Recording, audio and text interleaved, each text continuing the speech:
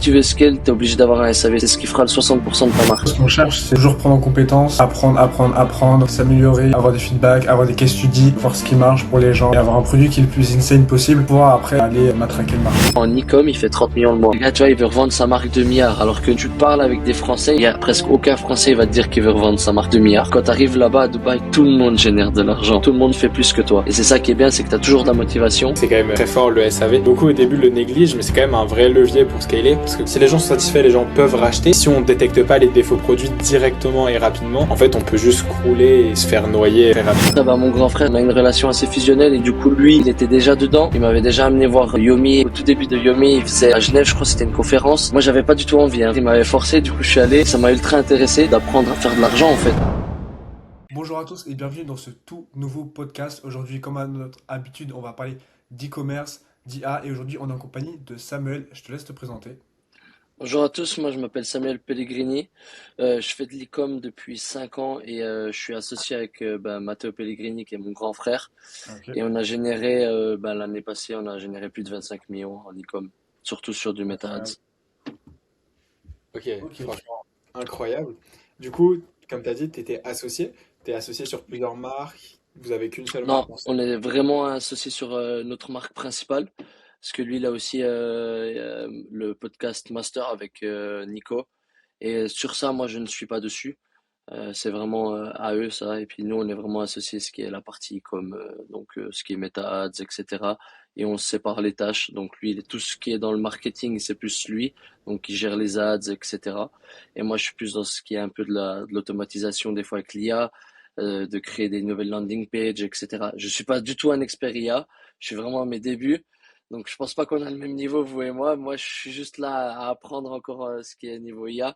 Et du coup, on engage également des développeurs IA ou comme ça qui peuvent m'épauler et puis moi, je peux apprendre avec eux. Ok, Donc voilà. ok, incroyable. Donc le but, ça va être d'orienter un peu plus le podcast dans ta direction. Du coup, franchement, c'est super incroyable. Et toi, du coup, sur tes marques, un petit peu, Samuel, enfin, sur du coup, ta marque, vous êtes un peu dans quel secteur? On sait qu'il y a pas mal de gens dans la cosmétique, pas mal de Nous, gens. on est plus dans la fashion. Du coup, on est vraiment dans la fashion. Et ça fait 2 ans et demi, si je me trompe pas, qu'on a à peu près cette marque. Et du coup, voilà. Ok, trop bien. Ça fait longtemps que vous êtes dans l'e-commerce, enfin, que vous êtes dans l'e-commerce tous les deux. Ouais, Et, alors mon frère, lui, il avait commencé avant. Je pourrais plus te dire exactement à quelle date. Je sais qu'il avait commencé avant le Covid. Après, il avait arrêté pendant le Covid. Et du coup, pour ma part, moi, j'étais encore en études quand j'avais commencé un peu l'e-com, mais j'avais le foot, les études, etc. Et puis j'avais un peu de pression de mes parents. Du coup, j'ai dû un peu choisir ce que j'ai dû stopper. Et puis je me suis dit, l'e-com, ça peut attendre. Je finis juste mes papiers et puis voilà. Et du coup, là, ça va faire 5 ans cet été que je suis dans l'e-com. ok, Ok. ok, Et qu'est-ce qui incroyable. t'a fait vouloir vraiment te lancer dans ça? C'est du coup grâce à ton grand frère? Ou d'où est-ce que t'es venue l'idée de OK, je vais lancer un business, je vais lancer un e-commerce et...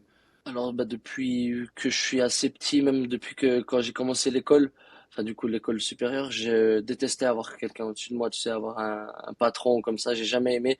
J'aime toujours être seul et puis aller dans une direction. Et après, mon grand frère, on a une relation assez fusionnelle et du coup lui, il était déjà dedans. Il m'avait déjà amené voir Yomi au tout début de Yomi, il faisait à Genève, je crois que c'était une conférence qu'il avait fait. Moi, j'avais pas du tout envie, hein, franchement. Pour te dire, il m'avait forcé, du coup, je suis allé et ça m'a ultra intéressé, tu vois, d'apprendre à faire de l'argent, en fait, tout seul. Et, euh, et après, moi, j'ai commencé à mettre dedans et à commencer de plus en plus à aimer, même si la première année, c'était un petit peu compliqué, tu sais, j'étais jeune, je venais de finir le travail, moi, j'avais envie un peu plus de m'amuser, ce qui a été mon erreur aussi, du coup, mais je regrette pas, c'est juste que ça m'a appris, voilà, que il faut que tu travailles au lieu de t'amuser, Ok. sinon t'as pas trop de résultats.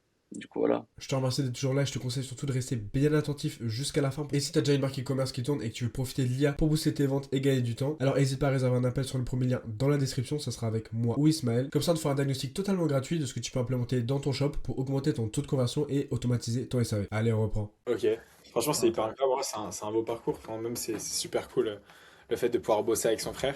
Ça doit être vraiment sympa. Du coup, si on rentre plus, donc toi, ta partie, ton rôle sur cette marque, ça va être plutôt quoi? Du coup, tu vas être dans le back-end. Qu'est-ce que tu fais Exactement. réellement pour aider à développer cette marque? Alors moi déjà de un, je fais un peu tout ce qui est derrière, tu vois, donc ce qui est des fois de la gestion des employés. Donc là, on a plusieurs équipes on a une équipe un peu pour chaque secteur de la marque. Du coup, on arrive quand même à déléguer le plus possible. Donc moi, je suis juste là à manager. Si on veut créer des nouvelles landing pages ou comme ça qui doivent être assez faites, moi, j'adore faire ça. Donc je fais ça, même qu'on a des employés pour ça également. Ok. Soit tu vois, je dis les directives aux employés où je regarde avec mon frère et on regarde qu'est-ce qu'on veut faire comme nouvelle landing page. On peut analyser même des fois des concurrents, tu sais, qui sont même pas Ouais. forcément dans la même niche. Ben, ils font des landing pages, des structures de landing page qui sont vraiment bien qui réussissent, du coup, qui convertissent. Et donc, toi, tu essaies de reproduire la même chose sur ta brand.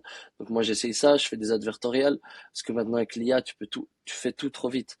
Tu vois, Ok. au lieu de Ouais, demander c'est à un fou. développeur de faire un advertorial, tu peux le faire en 2 heures, grand maximum 2 heures. La même chose qu'avant, tu mettais 12 heures à faire. Ouais. Donc, je fonctionne sur ça. Et puis après, bah, je fais aussi des fois tout ce qui est un peu de la finance, etc. Je check juste quelques trucs. Et après, sinon, on a notre comptable, etc. qui fait. Et puis après, voilà. Donc, je manage aussi Snapchat Ads. Du coup, je manageais, donc après, je suis pas un expert là-dedans, mais je fais juste, je relance ce qui marche sur Facebook et ça marche sur Snapchat. Donc après, ça, tout dépendra de l'audience du shop de chacun. Tu vois, c'est sûr que Snapchat, c'est quand même une audience assez plus poussée dans les jeunes. C'est ce que j'ai pu Ouais. voir aussi dans les statistiques de nos ads. Ok. Sur, euh, sur Snapchat, c'est quand même beaucoup des jeunes. Et c'est des personnes qui aiment le contenu rapide, tu vois. Il faut que ce soit un peu comme sur TikTok, des choses rapides et un peu plus, ce qui marchait le mieux, c'était tout ce qui était format bande de, tu sais, un peu cartoon, etc. C'est les ads qui ont le mieux marché. Et même des fois, ça franchement, je n'y pensais pas, c'est des statiques avec de la musique derrière. Sur Snapchat, ça marchait bien et ça, franchement, ça m'a surpris parce que j'aurais pas pensé sur Snapchat quelque chose de statique. Ouais, c'est sûr. Ok. Ouais, hyper intéressant parce que du coup, si on rentre un peu dans la partie ads, même si c'est pas réellement ton domaine, vous êtes du coup sur quoi? Vous êtes sur Meta, vous avez peut-être un peu Google, du coup du Oui, Snap comme tu as dit. exactement. Nous, Ouais. on est sur Meta, on a une agence Google qui s'occupe pour Google Ok. parce que bah comme ça on délègue, c'est plus facile. Et sur Meta, c'est beaucoup mon frère qui s'en occupe avec des médias buyers, etc. Mais lui, il est vraiment expert Meta Ads. Du coup, c'est lui qui manage un peu tout, les créatives, etc. C'est lui qui check tout ça. Après, je m'y connais, mais je suis pas un grand expert là-dedans. Google, c'est pour faire quoi du coup? C'est pour augmenter son ranking pour que E- si les gens e- cherchent votre site après avoir fait. Exactement. Et puis pour améliorer également tes revenus aussi. Ouais, Et tu vois, tu peux améliorer l'image de la marque. Tu vois, par exemple, tu bien peux sûr. être sur YouTube. Tu vois, sur YouTube, on voit tes ads. Et les gens, après, quand ils te voient sur Facebook, ils disent, ah, j'ai déjà vu ça quelque part. Tu vois, c'est aussi pour rentrer dans la tête des gens. Et ça, souvent, on oublie quand on est que sur Facebook, bah, que Google, c'est quand même important pour ta notoriété. Ouais, c'est sûr. Totalement. Ouais, 100%. Ok, hyper intéressant. Et du coup, tu as dit que toi, bah, ce que tu faisais, c'était beaucoup aussi venir déléguer et venir manager les gens. C'est quoi les choses concrètement dans les commerces que vous êtes venu déléguer en premier? Un petit Le peu SAV. le Le SAV? SAV, c'est le premier et c'est ce que je conseillerais à tout le monde et c'est ce que je pense que tout le monde va conseiller aux débutants, Ok, le SAV, c'est ce qui va te prendre le plus la tête, ce qui va te prendre le plus de temps. Du moment où tu commences à faire du chiffre, tu auras dans tous les cas de SAV.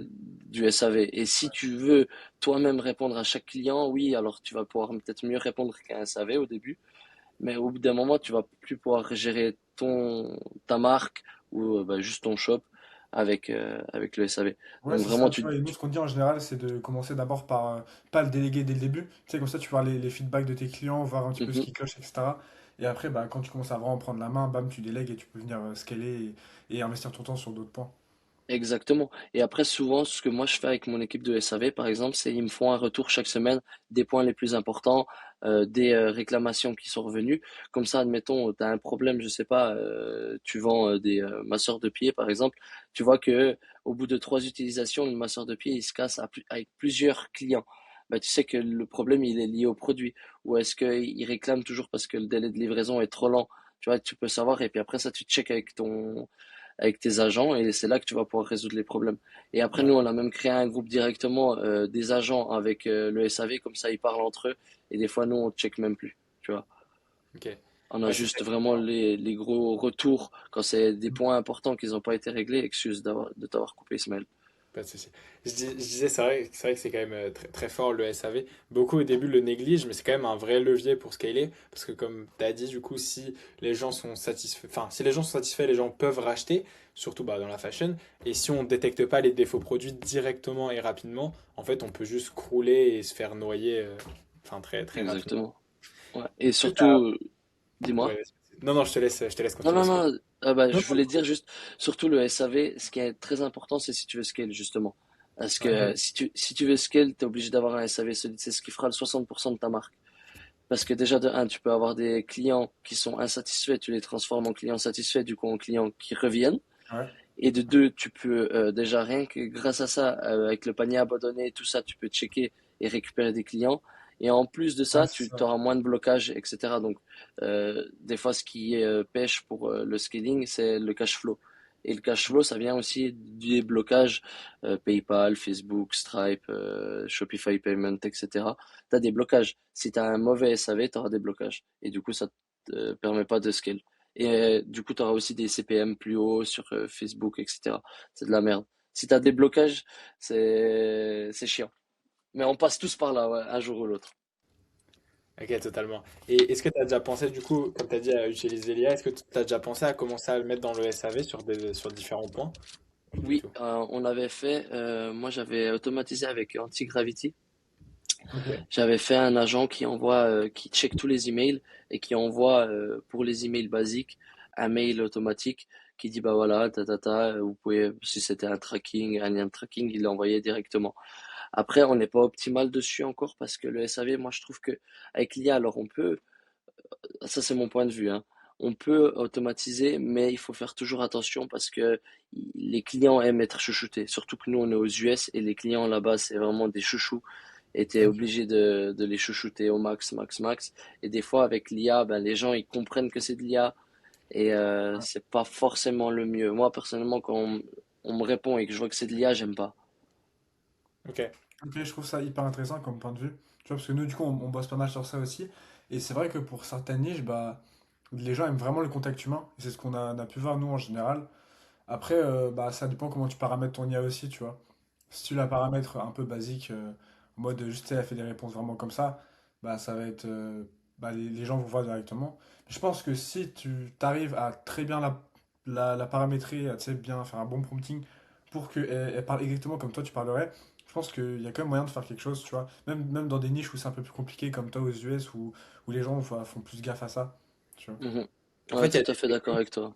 Ouais, il y a des techniques comme par exemple aller faire une énorme base de données vectorielle où tu récupères bah, des dizaines de mails que tu as pu faire avant pour entraîner l'IA à répondre de la même manière que toi. Et en fait, à la fin, au début, tu peux tester l'IA, tu sais, la mettre en brouillon, faire une IA qui est générative, qui apprend en continu, qui apprend en continu. C'est-à-dire que, imaginons qu'au début, tu t'estimes que l'IA ne répond pas comme tu aurais répondu. Du coup, bah, en fait, tu reformules les réponses. Et à la fin, en fait, en reformulant les réponses, ça va ajouter à une base de données vectorielle et l'IA va apprendre à l'infini. Un peu comme même le même principe d'Anthropic ou de Claude, enfin, ou de OpenAI. Et donc, c'est ça là où ça devient super fort parce que au moment où tu as une IA générative directement dans ton SAV, et bah, en fait, elle va pouvoir répondre exactement comme toi. Et ouais, c'est ça qui est assez fort avec l'IA. Mais ça, c'est des systèmes qui sont beaucoup plus compliqués que des systèmes de base où là, ça renvoie un lien de tracking ou des choses comme ça. Ce que tu as fait, c'est déjà intéressant, le fait de pouvoir envoyer des liens de suivi sur des mails. Je pense que ça vous fait déjà gagner un peu du temps du coup, à votre équipe. Oui, et surtout que bah en fait moi il n'y a pas que pour les liens de tracking, il y a pour tout Ouais, ce qui est un peu basique, tu vois, les réponses un peu moins poussées ou c'est des questions qui reviennent souvent. Ouais, Ce que j'avais fait, bah, c'est comme vous l'avez dit auparavant, c'est j'ai pris nos meilleures réponses, nos meilleurs ouais, agents, comment ils parlent, et j'ai travaillé avec, bah, parce que du coup avec Anti-Gravity j'ai mis Claude, et du coup Claude, tu ouais. vois, il travaille automatiquement comme ça avec un agent, et en fait il envoie en brouillon, et l'agent il a qu'à juste cliquer s'il va envoyer directement, tu vois. Comme ouais. ça, il peut, au début on checkait si c'était bon, la qualité elle est bien, et là, du coup, comme ça, ils peuvent envoyer. Puis après, dès que eux, ils ont validé le process, on envoie tout en automatique. Il n'y aura plus de vérification. On aime toujours avoir une vérification au début parce qu'on ne sait jamais, tu vois, il peut répondre complètement à l'ouest une fois s'il se trompe. Et ça fait un peu, ça pêche un peu. Ouais, ça enlève le professionnalisme de la Exactement. marque. Donc c'est vrai que c'est intéressant d'avoir des systèmes. assez solide sur ça. Est-ce qu'il y a d'autres endroits où tu as essayé de mettre de l'IA sur différents points de ton Alors, business? nous, on l'a fait bah, avec des ads. Au niveau ads, on a Ok. fait que avec de l'IA également, tout ce qui est cartoon, etc. C'était banger. On a vraiment beaucoup aimé ce format-là et c'était assez facile à faire. En plus de ça, tu vois, on a même créé des chansons aussi. Tu peux mettre derrière tes ads, etc. Ça, c'est vraiment bien. Ça, c'est. Bah, après toi, ça devient de plus en plus connu. L'IA maintenant, bah, je sais pas si vous connaissez. Je crois la marque c'est Smooth. Quelque chose comme ça, je crois, c'est aux US. Ils ont, je crois, 95% de leur librairie Facebook que d'ads en IA. Et c'est Ok. impressionnant. Elle fait des millions et des millions par Ok. mois. Et c'est full IA. C'est full Donc IA. ils doivent prendre vraiment des grosses marges parce que s'ils font que de l'IA, ça leur coûte beaucoup moins cher que payer Bah ouais, des vrais UGC, etc. genre. exactement. Et puis même maintenant, ce que tu peux faire avec l'IA, par exemple, ça c'était ce que mon frère m'avait dit. T'as une ads qui marche, par exemple, d'une fille avec un t-shirt rose. Et ben, tu mets une fille avec un t-shirt rouge. Tu vois, tu changes avec l'IA. Donc, tu changes juste le t-shirt. Et ben, ça marche. Parce qu'en fait, du coup, sur Facebook, ça fait que c'est pas la même ads. Et du coup, tu sais, ça se relance. Je sais plus c'est quoi le terme exactement technique. Et du coup, ça fait comme si c'était une nouvelle ads. En Et fait, ça ça détecte marche aussi pas si jamais. les métadatas de la vidéo. Et du coup, en fait, ça Exactement. considère que c'est une nouvelle vidéo. Et il y a la même chose avec, pareil, tu peux mettre des filtres. Tu peux mettre des petits Ouais. filtres un peu texturés sur ta vidéo. Et c'est vrai que ça, c'est super fort. Même niveau des UGC IA, tu peux faire des podcasts IA, tu peux faire, bah, comme tu as dit, plein de trucs. Et c'est vrai que c'est extrêmement fort. Et du coup, après, niveau IA aussi, ce que nous, enfin, moi, ce que personnellement j'ai fait, j'avais fait un tracking, tu vois, pour moi, donc ça, c'est pas vraiment dans le e-com, c'est pour mes performances privées, tu vois. J'avais mis par rapport à comment je travaille, mes deep work, etc. Puis après, ça te donne un score global sur ta semaine. Et après, bon, là, j'ai pas encore poussé au mois, je fais que à la semaine. Puis aussi, ça te crée un peu de dopamine, tu vois. Tu te mets des Ouais, objectifs, tu Ouais. cliques, et puis après, tu peux choisir si tu te mets une animation ou des trucs comme ça. Et ça, je trouve, c'est sympa avec l'IA, tu vois. Tu peux faire pas mal de choses quand même. Ouais, de ouf, c'est vrai que c'est cool. Est-ce que tu utilises Claude Code un petit peu dans ton quotidien pour pouvoir t'aider à gagner du temps sur des choses? Ouais, j'utilise Claude Code, mais là, je me suis fait ban parce que j'ai créé un compte Claude pour mon employé. Et j'ai mis la même carte de crédit et ça m'a sauté. Du coup, faites attention si jamais à ne pas mettre de même carte de crédit sur deux comptes Claude différents parce que sinon ça vous fait sauter et du coup, bah, moi je suis ban. j'aurais pas du tout pensé. Ok. Ouais, bah, moi non plus, j'y pensais pas, tu sais, il m'avait dit, ouais, tu peux juste me créer un compte. Euh, Ouais, C'était, tu sais, pour nous faire des automatisations. Et du coup, bah, je voulais pas lui donner mon compte privé ouais, ouais. et je lui ai créé un nouveau compte et j'ai mis la même carte de crédit, ça m'a tout sauté. Ok. Ça Loin. comme Et ça, là, ça oui. fait une semaine et demie que je suis out de Claude, donc je vais essayer de le récupérer, j'espère. Ouais. Ouais. Mais du coup, faites attention si jamais de pas mettre la même carte de crédit, sinon vous allez vous faire sauter. Ok, Ok. parce que je sais que Claude banne les mineurs, mais... Ok, que Claude banne quand il y a double carte de crédit, ça je savais pas du tout. Ouais, parce qu'après, de ce que eux ils m'ont expliqué dans le mail, c'est parce que du coup, attends, comment ils disaient? Que ça a fait pour éviter avec les crédits, tu vois. Donc bah moi après, forcément, ça m'impliquait pas vraiment parce que j'avais le forfait ultra. Et bah eux, c'était par rapport au crédit, tu vois. Si tu veux renouveler juste un nouveau compte pour avoir de nouveau des crédits, bah ça m'a sauté. Donc je pense que c'est un peu comme Google Ads, tu vois, quand tu te fais ban et que tu mets les mêmes cartes de crédit, bah après ils Ouais. voient et ça te fait tout sauter. Puis après avec l'adresse IP de mon ordinateur, bah ça me fait tout sauter maintenant. Ok, ouais. Du coup là, j'utilise Cursor. En Ok. attendant, pour quand je veux faire des modifications, j'ai lié avec GitHub, etc. Et là, Ok. quand je veux directement faire des modifications sur une LP ou comme ça, Ouais, j'ai c'est déjà puissant que ça tout aussi, hein. ex- C'est vraiment exactement. cool. Mais franchement, Claude Code, c'était incroyable.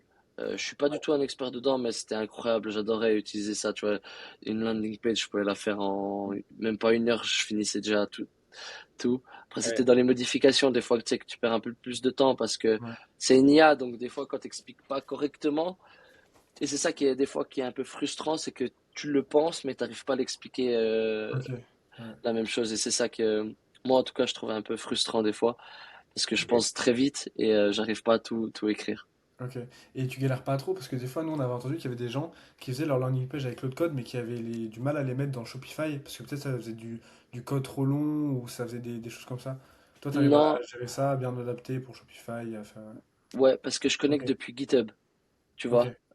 Donc, parce que si tu veux directement sur Shopify, toi, tu as le liquide personnalisé, tu peux également créer comme ça, mais après, ça te risque de faire des nœuds des fois, et puis ça peut tout te faire sauter. Et quand tu veux faire une modification, après, ça devient un peu trop compliqué, tu vois. Admettons, tu veux juste modifier une image, tu dois râler toi, chercher dans le code, etc. Tu perds trop de temps. Alors que quand tu push tout avec GitHub, ça prend à peine plus de temps, mais tu vois, sur Shopify, tu peux mettre connecter un thème avec GitHub, etc. Donc après, tu ouais, télécharges le thème, tu le mets sur GitHub, et après, depuis GitHub, tu peux faire tout ce que tu veux. super ok, intéressant. Et tu vois, là, j'ai carrément créé une fois une landing page, tu vois, donc j'ai pris vraiment la landing page que je voulais, qu'on avait sur un autre shop. Je l'ai mise sur notre site. Et je lui ai dit, bah voilà, tu modifies par rapport à notre shop, etc. Tu mets comme je veux. Il a mis, boum, boum, boum. Et après, bah, moi, je pouvais tout modifier parce que je lui ai demandé qu'il me crée des sections personnalisables où je peux, moi, aller chercher dans Shopify et modifier directement l'image, tu vois. Et ok, ça, c'est ouais. vraiment, pour moi, ça m'a fait gagner du temps. Ok, incroyable. Ok. Et vu que ça, du coup, c'est plus ta partie landing page, etc., il y a tout un enjeu de conversion derrière, etc. Comment toi, tu viens chercher de l'optimisation sur ta conversion avec potentiellement le SEO, le copywriting? Est-ce que tu as des conseils à donner à ceux qui nous regardent par rapport à ça? Alors, il y a le système, déjà, quand vous êtes sur mobile, c'est d'avoir le bouton Add to Cart visible dès que vous arrivez sur mobile. Et ça, c'est prouvé que ça augmente le taux de conversion. Je sais pas de combien de pourcentage, mais ça augmente. Donc, quand tu arrives sur ta page, ton client arrive sur ta page sur mobile, il doit avoir ton bouton Add to Cart. Et il y a aussi un système que moi j'ai commencé à mettre en place, c'est un système de pyramidal. Donc, ça veut dire, comment expliquer? En gros, si tu veux, tu vois, tu arrives sur ta landing page, tu Ouais. as ton texte, ta headline en premier, et dans ta headline, tu vois, si tu as plusieurs phrases, eh ben, ça devient du plus grand au plus petit. Et tu vois, ça descend. Et psychologiquement, les clients préfèrent. Ok. Ouais, faire un Et copywriting après, plus en V pour ramener vers le produit à la exactement, fin, un petit entonnoir, quoi. exactement. Et Ok. après, il y a aussi des techniques de mettre les produits, si tu veux directement sur ta landing page, de mettre tes produits en avant et que tu as plusieurs couleurs, par exemple, tu peux les mettre en format pyramidal. Donc, c'est-à-dire que tu mets un produit devant, puis tu vois, ça fait comme ça. Attends, comme ça, tu vois comment? Ça fait un format pyramide. Et ça aussi, ça, j'avais vu pendant un mastermind. C'était vraiment, le gars, il était vraiment très, très chaud en copywriting et puis en landing page. Et puis, il nous avait dit ça. Ok. Incroyable. Franchement, ouais, c'est vrai que c'est intéressant. C'est Et puis, intéressant de de ouf. faire assez simple aussi. Tu vois, de pas avoir trop de texte. Si t'as trop de texte, trop d'espace, trop de couleurs, trop de ci, bah, le client, il se perd. Et ça, c'est des choses assez basiques. Donc, Ouais. les gens, ça, ils savent. Mais c'est vraiment des choses, des fois, on se casse trop la tête à vouloir la perfection, alors que des fois, c'est quelque chose de simple, ça marche. Et est-ce que vous avez déjà pensé à utiliser l'IA pour booster justement ce taux de conversion? Non, en tout cas pas pour ma part. Je sais pas Ouais. si mon frère lui l'a cherché, mais en tout cas en termes personnels, je ne l'ai pas fait. Peut-être que mon frère l'a fait sans m'en faire part, Ok, mais voilà. ok, ok. Parce que nous, ce qu'on fait, c'est que, enfin, on a fait ça sur une boutique d'un commerçant. C'est en gros, on lui a ajouté des sortes d'agents IA expert produits sous les produits qu'il avait. Et en fait, comme ça, les gens, quand ils sont à deux doigts d'acheter et qu'ils ont le produit et qu'ils voient le bouton acheter au panier et qu'ils sont là, est-ce que j'achète ou pas? Bah, ils ont directement des sortes de questions préfaites et un chat où en fait ils peuvent poser des questions à un agent IA et en fait il va venir bah, leur répondre, tu sais, donner des infos, des conseils et faire de la vente. Ok. Tu vois. Ah, Et ça a bien augmenté le taux de conversion? Bah ça aide, ouais. On n'a pas encore fini de traquer sur la période, tu vois, pour voir exactement le taux de conversion, mais en tout cas ça aide quand même pas mal les clients, tu vois, à En vraiment fait, ça permet passer à surtout au l'achat, quoi. client de pas changer de page, de pas quitter la page pour aller chercher une information. En gros, vu qu'il C'est a ça. le petit chat en dessous, ça marche, c'est pas mal. Parce que là, du coup, c'était pour une marque de cosmétiques. Ce qui est intéressant, c'est qu'en cosmétique, il y en a pas mal qui se posent des questions du style, est-ce que je peux prendre ce complément alimentaire vu que je suis enceinte? Est-ce que ce complément alimentaire, il est adapté pour ça? Et en fait, ce qui est bien, c'est que directement, juste en dessous de ajouter au panier, il y a le petit chat. Enfin, en gros, il y a la section produit avec là le produit, là le prix. Et juste en dessous, il y a le petit chat. Et en fait, du coup, ils peuvent directement bah, chatter, poser leurs questions, avoir leurs réponses et acheter. Et en fait, ça permet du coup de pas les faire quitter de la page. Et, euh, et donc, c'est assez intéressant. Et surtout qu'on a pu développer aussi une feature en plus qui est dans un logiciel à côté, en fait. ça permet de voir quelles sont les questions qui sont le plus revenues avant achat. Et donc là, c'est aussi Ok. intéressant parce que du coup, après, on peut potentiellement améliorer en mettant plus en avant des informations. S'il y a tout le temps la même question qui vient, bah, c'est qu'il faut qu'elle soit peut-être marquée plus claire ou des choses comme ça. Ah, c'est hyper intéressant ça, j'avais pas entendu, j'avais jamais vu. Du Ouais. coup, ok, ah ouais, ça, Ouais. je vais en parler à mon frère du coup. Donc c'est de vraiment en dessous du bouton Add to Cart, donc du premier Add to Cart, hein. C'est sur la page produit. Sur la page produit, il y a, imaginons que c'est un produit là. Donc là, il y a le produit. Là, il va avoir le prix, peut-être un acheté, un offert, deux achetés, à tout carte. Et vraiment, juste en dessous, là, il va avoir deux petites questions, les questions qui reviennent le plus souvent, avec une bande. Et du coup, en fait, tu peux venir chatter, ça déplie un petit menu. Et t'as un Ok. bouton add to cart sur le menu pour que Ouais, t'aies c'est ça. repousser. Et après, sur le petit menu, tu as un petit truc qui, ouais, comme ce qu'a dit Maxence, qui favorise l'upsell. Et du coup, après, derrière, tu as le chat et tu peux poser Ouais. des questions. Donc en fait, ce qu'il faut se dire là, Samuel, c'est que il y a toujours des moyens d'utiliser l'IA, que ce soit des manières créatives comme ça, tu vois, des manières où peut-être les gens pensent pas, pour bah, booster ton Shopicom en fait. Et soit Ouais, améliorer ton taux de conversion, soit même pour tes ads, on en a parlé juste avant. Tu vois, il y a quand même, je pense, pas mal d'opportunités à ce niveau-là. ouais, l'IA, c'est, si tu n'utilises pas l'IA, t'es mort dans le game. Ouais, C'est ouais, vraiment, c'est mort. C'est, tes Totalement, concurrents, ouais. ils vont prendre trop d'avance sur toi. Tu vois, ce que toi, tu vas mettre 3, 4 semaines à faire, eux, ils vont le faire en 2 jours, 3 jours, même pas. ah, totalement.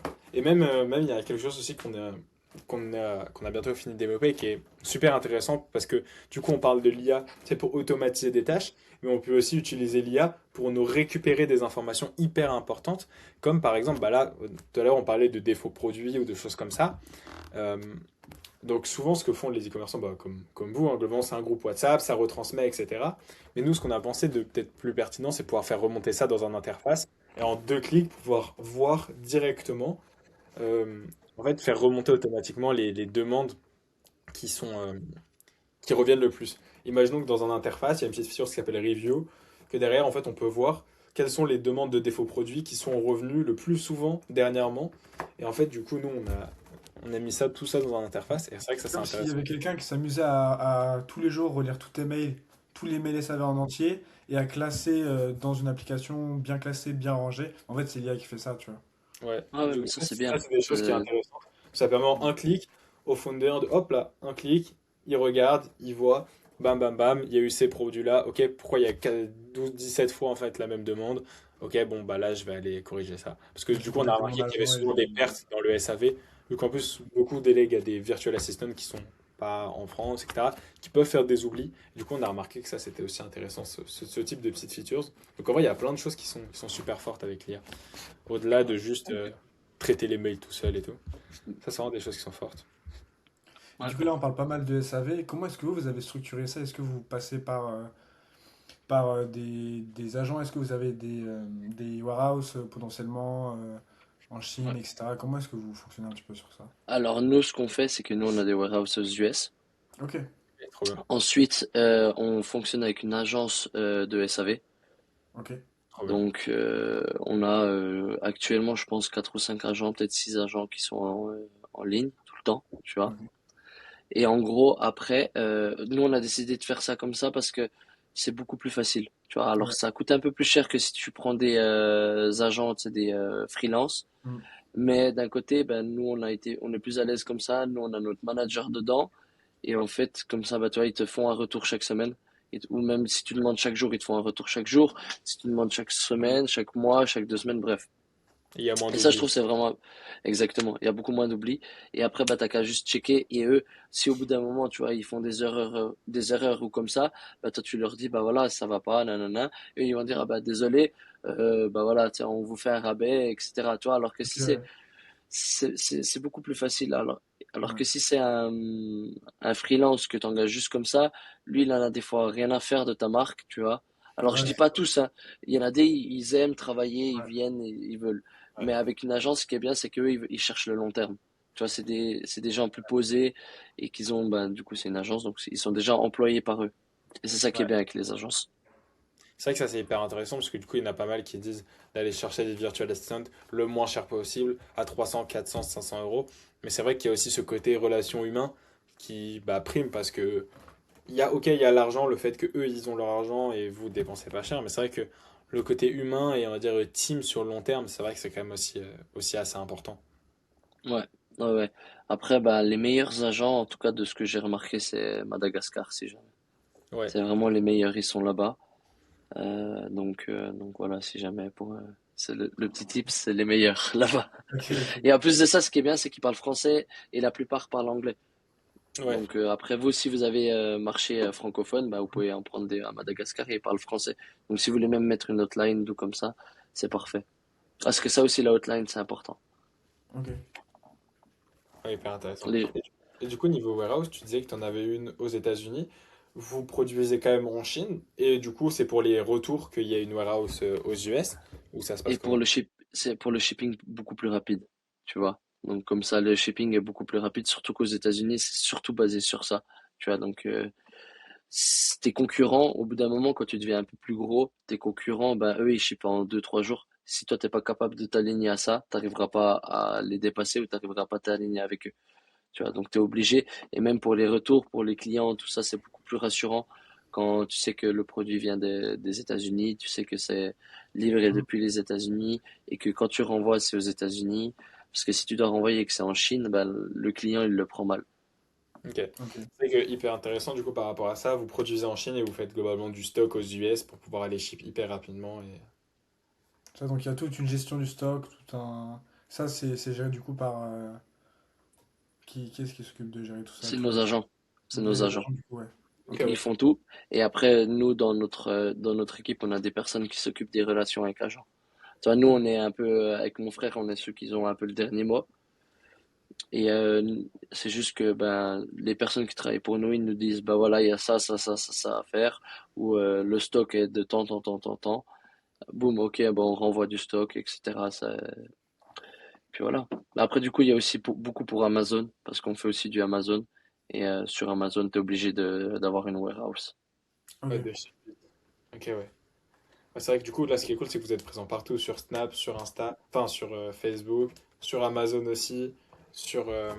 Et donc, en fait, c'est vraiment tout cet écosystème qui vous permet d'être présent partout et d'aller chercher de la croissance. Donc, ok, c'est vrai que c'est hyper intéressant par rapport à ça. Ouais. Je Parce que réfléchissais. comme ça, bah, tu peux aller un peu prendre de l'audience partout. Et tu sais que tout dépend de ton produit, bah, tu peux toucher à peu près toutes les audiences. Vous avez déjà testé par exemple d'autres trucs comme Pinterest Ads, etc. Des trucs un peu plus. Oui, alors Pinterest Ads, on avait essayé au tout début, quand on n'était pas encore, on n'avait pas encore scalé autant. Mais c'était moi qui m'en occupais et j'avais trop de choses à faire en même temps. Tu vois, c'est pas bien de s'occuper de trop de choses en même temps. Du coup, on avait un peu délaissé Pinterest, mais là justement, on va essayer de retoucher l'audience Pinterest. Très prochainement, on va se baser un peu plus dessus Peut-être que pour et on votre va. niche, du coup, si vous êtes enfin, dans la fashion, etc., je pense que là-bas, ça peut-être bien fonctionner. Oui, Pinterest. oui, justement, on a beaucoup de connaissances qui nous ont dit Ok. d'aller sur Pinterest, mais du coup, on aime quand on fait bien les choses et on va aller Je très comprends, ouais. gentiment dessus.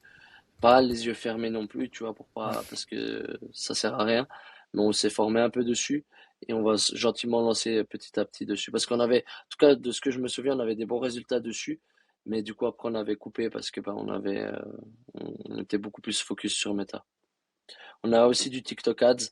Après, TikTok Ads, c'est vraiment à faible budget. C'est juste histoire ça tourne un peu et puis ça fait un peu il y a des bons ROS dessus. Du coup, bah, on reste un petit peu dessus. Mais on n'arrive pas non plus encore à scaler trop sur TikTok. Ok, hyper intéressant. Et il y en a pas mal là qui parlent en ce moment bah, tu sais, des coûts méta qui sont quand même super chers. Comment vous réussissez à optimiser vos marges pour quand même garder du profit derrière? Parce qu'en vrai, le chiffre d'affaires, c'est cool, mais l'objectif quand même derrière va être de prendre du profit. Donc comment tu arrives à réussir à garder du profit malgré tous ces coûts hauts? Du coup, bah, nous, on optimise le panier moyen, la OV. Ok. C'est ça qui est vraiment important, c'est d'essayer d'optimiser ça, donc de mettre le plus d'upsell. Tu vois, on est sur Checkout Champ. Niveau upsell, tu peux bombarder dessus et c'est vraiment le taux de conversion est beaucoup mieux. Donc, c'est vraiment ça le plus important. Quand tes marges commencent à rétrécir, bah, il faut que tu optimises ton panier moyen parce que niveau coût produit, tu vas pas trop pouvoir changer, surtout bah, tu vois, avec l'inflation, etc. Bah, des fois, il augmente le coût de ton produit. Donc ça, tu dois vraiment, soit sinon tu essayes de faire des nouvelles offres. Donc admettons, je sais pas, tu dis 3 achetés égale 2 offerts. Et du coup, bah, tu vois que là, ça te fait un pack de 5 et du coup, bah, ça te fait 3 produits achetés, tu vois, au lieu que de 2 ou que de un. Et puis du coup, bah, c'est là que tu peux changer un peu ta marge. Ok, Ok. C'est surtout sur ça qu'on se base. ok. Et Donc ça, on du a coup, là je pense qu'il vraiment. faut pas en abuser non plus parce que, enfin, genre, tu sais, des fois, si tu rajoutes ça et ça et ça et que tu mets plein de trucs comme ça devient un shop un peu, je sais pas trop comment dire, ça fait moins professionnel, tu sais, d'avoir plein de. Exactement. Ça veut dire que vous devez à chaque fois faire attention. Ouais. Du coup, Ok, tu essayes d'améliorer dans tes offres, etc., dans tes upsells. Tu vois, tu mets des fois des upsells qui sont en lien avec ton produit. Tu vas pas mettre non plus n'importe quoi pour t'éloigner du produit. Tu mets des choses que ça peut vraiment être pertinent. Et c'est même pas forcément, tu vois, des choses très chères. T'as qu'à juste mettre une garantie. Tu vois, tu peux mettre des choses, tu vois, même une garantie, ça t'augmente de, par exemple, je sais pas, tu la vends à 4,99 $. Eh ben, ça te fait 5 dollars de plus sur ton produit et ça te fait peut-être ta petite marge que tu avais avant en moins, ben là tu l'as sur ça, tu vois. Et après, ben, sinon tu fais du retargeting avec Klaviyo. Euh, Après, ben, il y a avec Canal en France, c'est vraiment pas mal. Canal en Europe aussi. Du coup, c'est tous des petits points comme ça, tu sais, que tu essaies de récupérer. Parce que si tu as ton audience qui vient sur ton shop, tu peux récupérer avec des emails. Avec les emails, etc., tu peux faire. Et ça, c'est vraiment bien parce que du coup, ça te fait pas ton coût publicitaire, en fait, tu l'as déjà payé et ça, c'est que de l'argent gratuit presque.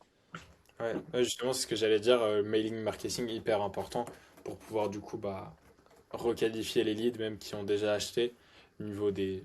Même si vous faites des fêtes, ouais, Black Friday, tout ça, tu peux relancer avec des grosses séquences. Donc c'est vrai que ça, c'est hyper intéressant. Là, vu que je parle de Black Friday, ça me fait penser, est-ce qu'il y a des choses là que vous êtes en train de préparer, par exemple pour Q4, qui peut être intéressant à, entre guillemets, partager en termes de value pour pouvoir Alors, optimiser? bah, ça, c'est plus mon frère qui va s'en occuper. Donc, je pourrais pas trop te dire. On n'en a pas encore trop parlé par rapport au Q4. Même, normalement, on prépare ça toujours une année à l'avance. Donc, Ok, normalement, quand le premier Q4 est fini, on le prépare déjà le deuxième directement. Parce qu'il nous arrivait une année et ça, vraiment, c'était horrible. Moi, j'étais aux États-Unis. ok, Mon frère, lui, il était en Suisse. Et c'était quoi, un jour avant le Black Friday, quelque chose comme ça. On ouais. remarque que nos employés, ils ont pas du tout fait le travail. On avait Oui. tout qui était en retard, tout qui était pas fait. Et du coup, ben, mon Surtout, frère un et petit moi, peu. on était, surtout au niveau des offres marketing, Ok, des créatives exprès pour le Black Friday, tout ok. n'était pas prêt. Et du coup, c'était le jour avant le Black Friday que ben, nos employés nous ont un peu tout lâché. Et c'est pour ça qu'il faut vraiment faire attention d'avoir une équipe de confiance et toujours préparer bien à l'avance que tu sais au moins que tu aies quelque chose en back-end, tu vois. Donc pas que tu arrives le jour du Black Friday et que si tu as une erreur ou comme ça, que tu puisses lancer quelque chose quand même. Parce que sinon, bah, du coup, là, ça nous a fait que notre Black Friday, on n'a pas fait ce qui était convenu. Mais depuis, heureusement, on sait gérer ça maintenant. Exactement. Et c'est ça qui est bien en e-com, c'est que tu apprends toujours de tes erreurs et que tu apprends toujours de quelqu'un d'autre, tu vois. Donc, d'aller dans des meet-up ou comme ça, c'est vraiment important, ça parce que tu apprends toujours. Même si c'est quelqu'un peut-être qui a commencé le e-com, mais lui s'est formé avec quelqu'un d'autre que toi tu connaissais peut-être pas ou que tu connaissais pas ses techniques, tu mets à ta marque, boum, ça marche. Tu vois? ouais. Ok. Et c'est ça qui est cool. Ouais, c'est ça qui est vraiment cool. Personne se dit du coup son produit, mais tout le monde se donne plein de strates pour aller chercher de la croissance et résoudre bah, différents problèmes, que ça soit bah, là au niveau des marges, que ce soit au niveau de la conversion, etc. Donc c'est vrai que ça, c'est super cool. J'ai une question, Samuel, pour toi qui est un petit peu plus personnelle, mais qui m'intrigue. Tu as dit que du coup, tu avais fait des études supérieures. Est-ce que tu penses qu'elles t'ont aidé potentiellement à gérer dans le business, peut-être sur la partie Du e-commerce, tout, etc. du tout. Non. Pas du tout. Ça m'a juste aidé par rapport à l'informatique parce que j'avais fait employé de Ok. commerce. Du coup voilà. Mais sinon, au niveau juste peut-être niveau comptabilité, je suis assez fort avec les chiffres. Mais au Ouais. final, je gère même pas notre comptabilité, donc tu vois, ça fait pas grand-chose. C'est juste que ça m'a juste fait un peu apprendre l'anglais un peu mieux. Et même encore, j'ai plus appris l'anglais avec mon travail qu'avec l'école. Donc, forcément, l'école, je veux pas dire que je déconseille à chaque personne, mais je dis juste que tout dépend de ce que tu veux faire, ça va pas te servir. Ok. Ok. Parce qu'ils t'apprennent pas les bonnes choses. En termes de e-commerce, tout ça, t'apprennent pas les bonnes valeurs. Après, même en termes dans la vie de tous les jours, je trouve que les écoles supérieures, tout dépend ce que tu fais, bien sûr. Ouais, Ça va pas évidemment. t'apprendre les vraies valeurs de l'argent, comment gérer de l'argent. Après, bah, c'est sûr, si tu fais en économie d'entreprise ou comme ça, là, oui, tu vas apprendre à gérer de l'argent, mais tu dois faire 10 années d'études. Tu sors de là et t'es même pas sûr de trouver un taf. Ouais. Ok. Ouais, c'est pour ça que c'est plus important peut-être de voyager, d'aller rencontrer des gens, faire des meet-up et apprendre comme ça sur le tas. Ouais, du coup, c'est cool que toi, tu fait des meet-up, tu te formes toujours pas mal, hein, tu vois, en continu sur les commerces, etc. Ouais, exactement. Tu vois, là, c'était l'année passée, j'ai fait mon premier mastermind. Ok. Ok, J'avais fait bah, du coup avec mon frère. ouais. Et bah, en toute franchise, je pensais vraiment pas que c'était comme ça. Tu vois, moi, je pensais que bah, ils étaient là, tu parlais un peu business et puis ça s'arrêtait là. Mais au-delà de ça, pardon, tu crées des liens avec ces personnes. Et tu vois, en fait, ces personnes, elles sont là pour le même but que toi. Donc, d'apprendre et de Ouais. partager. Donc, tu arrives, tu crées des liens avec des personnes, etc. Et c'est que de la bonne conscience, tu vois. Donc, les gens, ils sont là pour t'aider. Ils vont pas être là pour te juger ou quoi que ce soit. Et t'apprends toujours les trucs les plus bangers et toi, dernier, vraiment d'actualité. Et c'est ça qui est bien. Après, le seul point un petit peu négatif des masterminds, c'est des fois, tout dépend à quel niveau t'es de ton business, bah, c'est que c'est un petit peu cher, tu vois. Donc, tout dépend lesquels. Mais si je peux recommander pour quelqu'un qui fait de l'e-com, c'est les masterminds, c'est vraiment le plus Et du coup, aux important à faire. US ou un peu même en Europe et tout, il y a des trucs Alors sympas. ça, on a fait, c'était à Dubaï, c'était bah, mon frère qui organisait justement. On a fait à Koh Samui en mars, si je me trompe pas. Et là, Ok. cet été, il y aura à Madère, au Portugal. Ok. Ok, trop bien. Et mon frère, c'était quand? Il y a 2 semaines ou 3 semaines, il était en Chine et il m'a dit classe à notre niveau. Le mastermind, et c'est ça qu'en fait, nous, des fois, on est un peu trop focalisé, tu vois, français, francophone, on est focalisé, tu fais par exemple, même 3 4 millions à l'année, c'est déjà bien pour, tu vois. Mais eux, Mhm. là-bas, ils parlaient avec un, justement, en e-com, il fait 30 millions le mois. Ouais, c'est fou, hein. Et le gars, tu vois, il veut revendre sa marque de milliards, alors que tu parles avec des Français, il y a presque aucun Français, il va te dire qu'il veut revendre sa marque de milliards, tu vois. C'est la mentalité et niveau des chiffres, eux, ils sont dans un autre monde, et c'est ça qui est bien, c'est que, en fait, t'apprends, ça, je l'ai pas, malheureusement, j'ai pas pu y aller parce que j'avais le foot, mais ça aurait été, c'est vraiment, les Américains, ils sont trop forts. Tu vois, ils Et ont un t'as- temps d'avance sur nous en Europe et c'est ça qui est bien. Je pense qu'il serait même bien, après ça c'est pas toujours facile et je l'ai pas fait, ça serait même d'aller habiter un petit peu aux États-Unis et tu vas voir comment ils sont là-bas les gens, tu vois, parce que ouais. c'est des putains de travailleurs.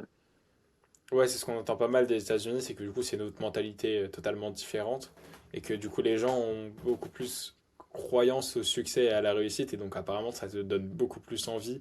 Je sais pas comment dire, mais apparemment, il y en a, ça les fait switcher et ça les fait vraiment croître leur business, d'aller même 6 mois là-bas et après, ils reviennent et ils sont boostés, donc c'est vrai que c'est hyper intéressant. Niveau des masterminds, du coup, toi, tu as plus la vision de potentiellement aller faire des masterminds pour rencontrer des personnes qui peuvent t'apporter des tips plutôt qu'aller se former sur des formations. Après, tu as un niveau aussi qui fait que ça, mais T'apprends tout le temps. Tu vas au mastermind, tu vas apprendre. Et c'est ça qui est bien, c'est que tu vas ressortir de là, tu sais que tu vas pouvoir faire double de ton chiffre normal. Parce qu'en fait, peu importe, tu vois, tu as toujours des intervenants différents et ils vont toujours t'apporter quelque chose. Dans tous les cas, ils vont t'apporter quelque chose et qui sera important pour ton business. Tu vois. Ou au pire des cas, si vraiment. Parce qu'en fait, non, déjà, ce que je vais dire, ça voulait rien dire. Parce que dans tous les cas, personne n'a la science infuse au niveau du e-com. Tout le monde apprend tout le temps, encore et encore. Même les meilleurs, ils doivent encore apprendre. Tu vois. ok. Donc c'est ça qui est bien, c'est que tu pourras jamais aller à un endroit et dire je sais tout. Ok. Et du coup, peut-être ce qui est sympa avec les masterminds aussi, c'est, bah, ok, tu vas apprendre beaucoup de choses, beaucoup d'infos, mais ça te donne aussi peut-être le fait d'être du coup avec des gens qui font la même chose que toi, ça te donne la rage de vouloir scaler, de vouloir faire mieux que tout le monde, peut-être aussi, je pense. Tu sais, plus une Ouais, motivation plutôt que de l'info, tu vois. Donc, exactement, c'est ça aussi qui est bien parce que ben des fois tu sais quand tout dépend où t'es, ben les gens quand ils parlent d'e-commerce ou quand tu leur parles d'e-commerce et que tu leur dis un peu tes chiffres, ils sont un peu impressionnés. Alors que quand tu vas dans des endroits où tu as d'autres e-commerçants, ben la personne est impressionnée, tu vois. Ou après ça dépend aussi combien tu fais. Mais dans le sens les personnes sont comme toi, elles font la même chose que toi, comprends avec ces personnes-là. Et c'est ça qui est important dans le business, c'est de t'entourer aussi de personnes comme ça. Parce que c'est quand tu t'entoures de personnes qui sont comme toi que tu vas pouvoir t'améliorer. Ouais, Et 100%. ça, tout le monde vous le dit, tout le monde le dit, c'est toujours s'entourer des bonnes personnes pour atteindre tes objectifs. Ça, c'est ce qu'on a remarqué aussi, l'environnement, ça permet vraiment de croître. Et même ce qu'on a vu, nous, grâce au podcast, on a pu rencontrer de super e-commerçants, bah, même ton frère, on voit qu'il a un podcast qui est vraiment incroyable. Enfin, franchement, c'est un peu un exemple, entre guillemets, hein. Franchement, c'est un podcast qui est vraiment cool. Et en fait, ça permet de rencontrer bah, différentes personnes via des invités qui sont vraiment forts, de toujours en apprendre plus, et toujours pouvoir partager de la value. Donc, c'est vrai que l'entourage, c'est quelque chose qui prime, que ce soit dans l'e-com ou même dans l'entrepreneuriat, peu importe à tout niveau. Ouais. Ouais, et puis surtout les podcasts, je trouve ce qui est vraiment bien, c'est que tu partages de la value dessus. Et en plus, ben, tu parles avec d'autres personnes, t'apprends santé. Merci, merci. Et du coup, t'apprends, tu vois, t'apprends des nouvelles choses. Dans tous les cas, tu regardes un podcast, tu vas apprendre des choses. Et c'est ça qui est bien, et c'est que tu as toujours de la valeur et tu auras même de la motivation. Et puis après, même si tu as des questions, tu peux venir poser les questions aux personnes qui étaient dans le podcast, tu vois, où tu vas les suivre, etc. Et c'est ça qui est vraiment cool. Ouais, totalement. Totalement, totalement. Ok. Et moi, j'avais une question aussi, encore une question plus personnelle. Toi, du coup, tu es associé avec ton frère. Comment est-ce que ça se passe un petit peu? Est-ce que vous avez bien travaillé ensemble, etc. Qu'est-ce que tu penses du fait de s'associer? Est-ce que ça vous fait aller bah, plus vite, mieux? Est-ce que tu penses que c'est mieux, par exemple, de lancer une marque e-commerce seule ou... C'est quoi un peu ton point de vue là-dessus? Alors moi, mon point de vue sur ça, il est assez simple. C'est que déjà avec mon frère, on a une relation assez fusionnelle, mais que quand on travaille ensemble, on parle pas. Si on est dans le même bureau, il y a pas on parle pas du tout. Surtout lui, moi, je suis un peu plus celui qui parle un peu. Lui, si je lui parle, il va me dire tais-toi, on travaille. Et ça, c'est ça qui est bien, c'est qu'on on fait vraiment la différence travail et fraternité, tu vois. Donc, quand on travaille, on travaille. C'est pas, on a beau être frère ou quoi que ce soit, c'est du travail. Et après, en pause, bah là, on prend notre pause. Et pour te dire si tu voulais travailler tout seul ou pas, je trouve qu'à deux, tu peux aller beaucoup plus vite et tu peux chercher des objectifs que tu pourrais pas atteindre tout seul. Mais maintenant, avec l'IA, c'est différent, par contre. Parce que maintenant, avec l'IA, t'as qu'à avoir un associé qui est très fort dans l'IA, ou tu prends quelqu'un qui est très fort dans l'IA, et il va pouvoir t'épauler dessus, et là, tu pourras aller beaucoup plus vite. Mais, ou si toi, t'es très fort en IA, tu peux faire des choses qu'avant, à deux, étaient possibles, pardon, non, que avant, tout seul était possible, Ouais. pas possible, que maintenant, c'est possible grâce à l'IA. Ok. Ouais, l'IA, ça te Mais fait je trouve gagner. que c'est, exactement, ça te fait gagner énormément de temps. Après, ou ce que je déconseille personnellement, c'est toujours t'associer avec des amis. Ça, j'aime pas trop trop. Ça, c'est mon point de vue personnel parce que je préfère garder mon amitié avec la personne comme j'ai que d'avoir des histoires parce que tu sais, avec les histoires d'argent, etc., ça peut souvent Ouais. séparer une amitié et c'est bête, je trouve, de mettre une amitié à perte à cause d'un business. Je préfère garder mon amitié et puis continuer mon business tranquille. Ouais, totalement. À moins que Ouais. tu mettes après bah, des règles claires avec ton pote, tu lui dis, tu fais des contrats et puis voilà. S'il y en a un qui respecte pas ou quoi que ce soit, bah du coup il y a un contrat et c'est bon. Et ça je peux conseiller. Parce que souvent les gens ils disent ouais c'est bien de faire des business avec ses potes etc. Mais je trouve c'est quand même assez sensible. Après, ça dépend quel type de pote, surtout, je pense. Parce que si c'est ton pote d'école avec qui tu as grandi, aller lancer un business, je trouve que c'est quand même un peu compliqué parce que tu en auras toujours un qui sera meilleur que l'autre, entre guillemets, parce qu'il sera plus intéressé ou ça l'impactera plus profondément que l'autre, je pense. Alors que potentiellement, faire du business avec quelqu'un qui était déjà ou qui est déjà dedans, je pense que là, ça change. Parce que tu peux te créer pas mal d'amitié, en fait, à la fin, en force de monter dans le business. T'as quand même pas mal de potes qui est dedans et je pense pouvoir s'associer après, ça peut être vraiment fort. Surtout comme tu as dit, si tu as un pote qui est vraiment fort en IA et toi qui es vraiment fort en marketing, là vous pouvez vraiment faire des choses super fortes. Euh, et c'est là toute la puissance. Ouais, alors là, ça, je suis d'accord avec toi, Ismaël. C'est vraiment, sur ça, tu as totalement raison. Si tu fais une connexion avec quelqu'un et qu'après vous partagez les mêmes points de vue et puis tu as ce feeling avec cette personne et tu crées un business avec cette personne, ça peut que marcher. Ok, incroyable. Et j'avais une question là qui me vient, vu que tu as pas mal voyagé, on a parlé aussi du mindset pour pouvoir aller chercher de la croissance. Tu as parlé des États-Unis, où là c'était intéressant pour le mindset. Est-ce que tu avais d'autres destinations qui, toi, t'ont marqué pour aller À croître Dubaï, le commerce? Dubaï. Ouais. Du coup, moi, je déménage là, on est le combien? Le 3, je déménage mardi prochain là-bas, je vais rejoindre mon frère. Ok. Mais c'est vraiment où ça m'a marqué la première fois. J'ai même ramené un de mes potes qui est aussi un peu dans le e-com. Je l'ai ramené à Ok. Dubaï et il a été choqué parce qu'en fait, ça te motive tout le temps. Tu vois, quand tu fais du business, c'est que bah, t'aimes un peu, tu vois, l'argent, t'aimes apprendre, t'aimes créer, générer de l'argent. Et quand tu Ouais. arrives là-bas à Dubaï, tout le monde génère de l'argent. Tout le Ouais. monde fait de l'argent, tout le monde fait plus que toi. Ok. Enfin, beaucoup de monde font plus que toi, tu vois. Et c'est ça qui est bien, c'est que tu as toujours de la motivation et même tu te sens en sécurité là-bas. Et les gens, il faut juste faire attention après avec qui, bien sûr, mais sont assez gentils. Tu vois, donc ils vont t'apprendre, bah voilà, toi, lui il a fait tant, mais il va pas faire le mec tu sais, à faire la star un peu. Et c'est ça que je trouve qui est bien, c'est que les gens ils sont très dans le partage. Ouais. Ok. Après, Et, c'est aux événements où je suis allé, du coup, Ouais, c'est c'est ça que sûr j'avais que vu. ça va dépendre, mais ok, c'est intéressant comme point de vue, hein. et ce que je me posais comme question, du coup, c'est que là, actuellement, t'es basé où? Et pourquoi t'es pas y allé plus tôt, par exemple, à Dubaï? Alors ça, tout le monde me dit que j'étais un peu bête. Là, j'étais encore en Suisse. Ok. Du coup, j'étais en Suisse et je faisais toujours les allers-retours à Dubaï. Ben, c'est parce que je faisais du foot. Et le foot, c'était ma passion depuis que j'étais petit. Et du coup, j'avais un peu de la peine, ça, à lâcher ça, le foot, tu vois. J'étais Ouais, avec mes ça potes, se comprend, ouais. etc. Ok. J'étais avec mes potes et puis ça, c'était bah, mon côté où il voulait rester dans sa zone de confort. Sauf que là, bah, je me suis dit, ben, cette fois, c'est le moment ou jamais, je fais le grand pas et j'arrête le foot. Du coup, bah, de toute façon, j'arrête pour un moment, une durée indéterminée. Si ça me manque trop, je peux recommencer, mais je me suis dit, maintenant, je vais me concentrer que business. Ok.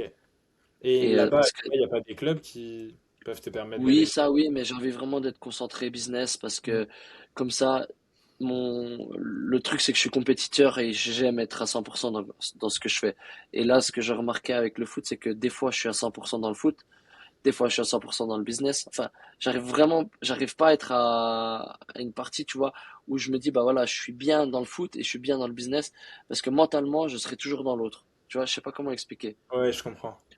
Surtout, Je bah, en comprends. foot, tu vois, tu dois préparer tes matchs, tu dois aller aux entraînements. Donc, ça m'arrivait que par moment, bah, mes calls, je dois les déplacer parce que j'ai les entraînements.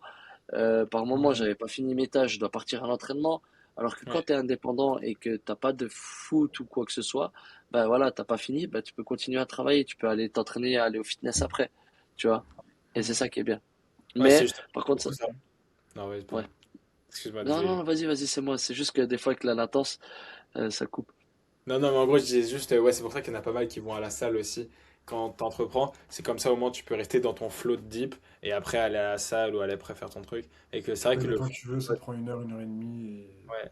Et c'est vrai t'es que moins le Ouais, foot, comme tu dis, enfin, moi, ça me fait penser à quand je faisais du basket aussi. T'es là, t'es en mode, ok, j'ai entraînement dans une heure, donc je peux pas commencer cette task-là parce que si je pars sur un dev, bah vas-y, ça va me couper, c'est relou. Et que. Et je pense que tu devais avoir aussi des fois cette sensation d'être en mode, ok, bon, c'est dans 30 minutes, je peux pas commencer ça, donc je perds du temps, quoi. exactement. Exactement, c'est exactement ça. Et du coup, c'est pour ça que là, je me suis dit, bah voilà, quitte à, bah, peut-être que d'un coup, je vais voir que le foot, ça me manque trop. Et puis, bah, ma foi, je trouve un club sur Dubaï. Mais ça va aussi pouvoir me permettre, tu vois, de pouvoir être plus tranquille et plus avoir cette pression du foot. Tu vois, donc là, j'ai que la pression business et c'est ça qui est bien. Et après, bah voilà, je m'entraîne à la salle, etc.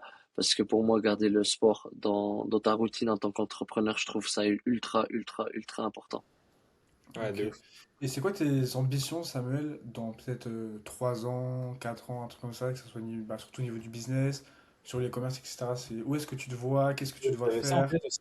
Mais même un peu plus proche, genre vu que là actuellement tu es à 25 millions de chiffre d'affaires par an, ce que j'avais pensé c'est quoi tes next steps pour aller peut-être chercher 30. Et ouais, c'est quoi là les next steps que tu as en tête et après comme ça on pourra parler des ambitions sur un peu plus longtemps. Ouais. 100 millions à l'année, on aimerait faire avec mon frère. Du coup, on va essayer de faire ça. Et c'est vraiment 100 millions à l'année. Et après, bah, pour parler dans 3 à 4 ans, moi, ça serait de déménager surtout aux États-Unis. Ok. Les États-Unis, ça a toujours été un pays qui m'intéresse. Et même niveau business aussi, c'est très intéressant parce que là-bas, c'est là que t'as beaucoup de milliardaires, etc. Et du coup, tu vois, ils ont aussi un mindset un petit peu différent. Même qu'à Dubaï, bah, tu as beaucoup de millionnaires, etc. Mais c'est tous des nouveaux un peu millionnaires. Alors qu'aux États-Unis, des fois, c'est des nouveaux, mais c'est aussi des anciens et qu'ils ont une mentalité très différente. Ils ont aussi une mentalité de travail depuis très longtemps. Et après aussi pour le lifestyle. Tu vois, le lifestyle aux États-Unis, il est incroyable. Dubaï Vous aussi, vivez hein, je dis où? pas. Aux États-Unis ou pas? Ouais, alors au début, je voulais Miami, mais après, je me suis dit Miami, le problème, c'est qu'il y a beaucoup de distractions là-bas, tu vois. Moi, j'aime bien faire un peu la fête, etc. Mais Ah, ça vit là-bas, c'est sûr. du coup, justement, c'est mieux Los Angeles. Los Angeles, pour moi, c'est vraiment quelque chose qui est magnifique et j'ai toujours été attiré par cette ville. Et je suis allé quand j'étais plus petit là-bas et j'ai vraiment eu un coup de cœur. Du coup, ça serait vraiment d'aller sur Los Angeles pour voilà. Mais après, aller toi de temps en temps à Miami, ça me dérange pas, mais il faut savoir faire la part des choses business et fête. Tu vois, tu travailles bien et après tu peux te récompenser à aller faire un petit peu la fête, etc. Ouais, même ce qui me fait penser d'aller aux États-Unis, qui est intéressant, c'est qu'en fait, du coup, tu vas encore mieux comprendre ton ICP, parce que vu que tu vends à enfin, des Américains, en vivant là-bas, tu vas peut-être, enfin, sur le long terme, tu vas peut-être comprendre des choses, bah, du coup, vu que tu es dans la fashion, tu vas peut-être comprendre des choses sur leur façon de s'habiller et tout, qui vont te donner plus d'idées pour ta marque et d'aller la faire croître. Donc, en fait, c'est que ça peut être grave gagnant d'aller là-bas, de mieux comprendre l'ICP et tout. Et ce que je me posais aussi comme question, c'était, ok, donc là, l'objectif, il est de faire 100 millions, donc d'aller faire un x4. Est-ce que tu as des idées de comment tu vas réussir à aller faire 100 millions, faire plus de créa, faire plus de marketing, d'augmenter tes budgets, d'aller augmenter la conversion? Est-ce que tu as t'as ton plan d'action qui est un petit peu en tête ou c'est encore assez flou? Bah du coup, ça serait vraiment bah, déjà de faire plus de créa. Surtout aussi après de sortir peut-être plus de produits. Tu vois, d'avoir de nouveau des produits dans la même niche qui peuvent remarcher. Parce que pour aller toucher un million avec un seul produit, c'est faisable, mais c'est un petit peu plus compliqué. Et du coup, bah, nous, ça serait vraiment sur ce point-là. Donc, j'ai pas tous les points exacts avec mon frère. On n'a pas encore parlé de tous les points exacts qu'on doit faire. Mais c'est vraiment, bah voilà, d'augmenter les créatives, augmenter le budget, scaler un peu plus et vraiment maintenir ça. Tu vois, on veut pas juste, toi, une fois un jour toucher les 400, 500 KD et après le lendemain, on retouche du 100 KD. Tu vois, c'est vraiment stabilisé et c'est pour ça que quand tu as une brand, ça prend un peu plus de temps des fois à scaler. Mais quand tu scales, tu peux aller sur la durée. Toi, tu scales 100 KD, 150 KD, 200 KD, 300 KD, tu vois, et tu retombes pas d'un coup. Parce que des fois, ce que certaines personnes cherchent, c'est d'aller d'un coup, sauf que tu vois que ta structure, elle est pas assez solide pour tenir, bah, par exemple, 100 KD, ah bah, tu rechutes à 20 KD. Et après, tu as de la peine à remonter, des fois même, c'est fini parce que du coup, ton cash flow, t'as plus assez parce que bah, quand tu étais à 300 KD, tu as fait n'importe quoi et ta structure n'a pas suivi. Totalement, en vrai, ça me fait penser à une prise de masse, tu vois. Tu vas pas monter tes calories d'un coup pour grossir, sinon tu vas juste devenir fat et quand tu vas sécher, bah t'auras pas pris. Et donc c'est vrai que c'est hyper intéressant de Chercher la éviter le drop stabilité. pirate, quoi. Et de rester en... Exactement. 100%. Ok, bah du coup, c'est hyper intéressant. Et Samuel, si pour la fin, tu avais un conseil à donner à un e-commerçant qui est là, qui commence et qui veut scaler, qui veut venir briser des paliers, est-ce que tu as un petit conseil pour les gens qui nous écoutent de fin? Ouais, bah, ça sera de toujours se former. Toujours travailler parce que le travail paye. Et ça, c'est véridique. C'est peut-être un peu cliché, mais c'est vrai. C'est, mais travailler intelligemment. Tu vois, il y en a certains, ils vont travailler bête, mais tu travailles rien que d'être déjà, tu travailles et que tu as ton téléphone à côté, c'est pas la même chose. Parce que tu vas toucher ton téléphone. Et ça, c'est mon problème à l'époque. Là, j'ai installé une application. Et du coup, avec le tracking, déjà, je travaille, par exemple, mes 1 heure et demie que je travaille en deep work, c'est plus mes 1 heure et demie d'avant. Tu vois, Ok, c'est le intéressant. double. Et puis après, bah voilà, c'est de se former le plus et de pas écouter ce que les autres disent. Aussi, quand certaines personnes ne sont pas dans ton business et qui te découragent, ça c'est le pire parce que même ça peut arriver de tes parents, de tes amis les plus proches qui te jugent parce qu'ils n'ont pas la même vision que toi, mais toi tu dois avoir ta vision et croire en toi. Si tu crois en toi, tu réussis, tu es capable de tout. Et c'est ça vraiment le plus Ok, important, je pense que les gens pourraient ok. entendre. Bah, je te remercie en tout cas, Samuel, pour ton mot de la fin. Où est-ce qu'on peut te retrouver sur les réseaux, sur peut-être Instagram Ouais, potentiellement? moi je suis juste sur Instagram, j'ai pas de chaîne YouTube, j'ai pas de réseaux sociaux, vraiment je suis juste un Ok, petit poisson. caché dans Donc l'ombre. voilà. Mais Bon, par contre, vous, du coup, c'était quoi vos objectifs Ça, on n'en a pas parlé. Ouais, Ah, bah écoute, nos objectifs, ça va être de développer, parce que nous, on a une agence. On a une agence où du coup, on aide les e-commerçants à implémenter de l'IA, donc des systèmes autonomes, que ça soit, on est niché globalement, on va dire un petit peu dans le SAV, parce qu'on sait que c'est là où ça rapporte le plus de choses en fait simplement à un e-commerçant. Ça va lui faire gagner énormément de temps, augmenter la satisfaction client et surtout, au-delà d'automatiser pas mal de réponses dans le SAV, on vient développer une application qui leur permet de traquer bah, du coup pourquoi ils ont des remboursements, quel est leur taux de demande de remboursement, de retour, de défaut produit et tout, pourquoi ils en ont. Et ça va permettre aussi de savoir, bah, avec, par exemple, grâce au petit chat en dessous, quelles sont les intentions d'achat en fait du client qui manque, on va dire un petit peu, genre les questions qui se posent avant d'acheter. Tu vois, donc en fait, ça permet, on vient essayer de les aider à augmenter ça grâce à l'IA. On peut implémenter tout type de système donc dans l'IA, parce qu'on fait ça aussi ouais. avec des groupes dans l'ingénierie ou des choses comme ça. Mais donc voilà, l'idée c'est d'aider les commerçants à mettre de l'IA et à se développer avec ça. Donc voilà, Et ça tu c'est vois, nos ce qu'on objectifs. cherche, c'est toujours prendre en compétence, apprendre, s'améliorer, avoir des feedbacks, avoir des case studies, tu vois, voir ce qui marche pour les gens et avoir un produit qui est le plus insane possible pour pouvoir après bah, aller matraquer le marché, quoi. Ouais. Ok, Et super devenir intéressant. la référence numéro une quand tu penses de mettre de l'IA dans ton e-com, tu Ouais, penses directement à c'est nous ça. et que ça soit un réflexe et que les gens, tu sais, entre eux, ils pensent directement à Isma et Max. Vraiment révolutionner tout le SAV, mais vraiment genre mondial, tu vois. Enfin, ça, c'est un Ouais. objectif à la fin, tu vois, mais faire en sorte de vraiment, c'est ça, comme Ismaël l'a dit, être une référence. Tu penses SAV, tu penses IA, bah, tu penses à nous. Et, Ouais. euh, Se et faire puis un nom voilà. dans l'automatisation IA pour les C'est ça. e-commerçants. C'est vraiment Ok, l'objectif.